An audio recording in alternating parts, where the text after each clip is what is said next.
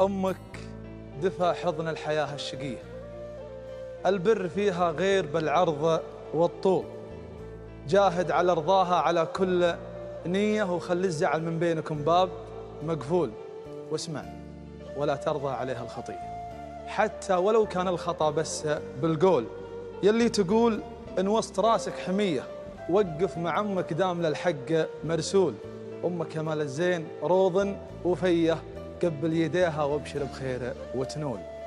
تنشد لجيت البيت من كل جية، وين أمي وقلبك من الشوق منتول، لأن صوتها في البيت له قابلية، وإن غاب كأنك في المتاهات معزول.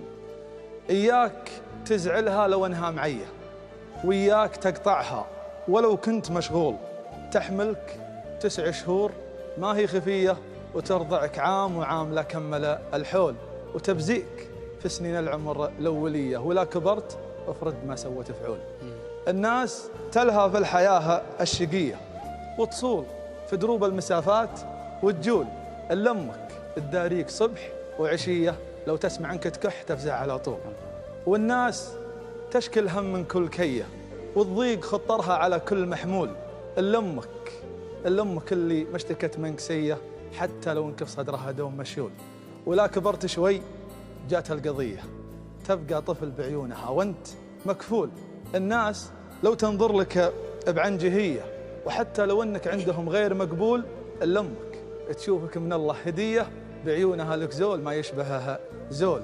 والناس في نوم الليالي الهنية، يوم أنت مع ربعك وسهرات بالدول، إلا أمك تعافى الرقادة ومجية، إلين تدري أنك على البيت بوصول. يا جعلها الجنة يا رب البرية، عدد جمايلها رقم غير معقول.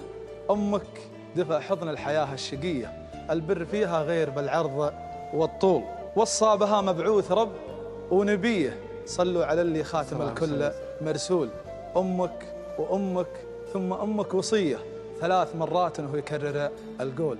الرجل طفل إن دامت الأم حية، وماتت أمه شفع شيب على طول. الله صح الله يسلمك.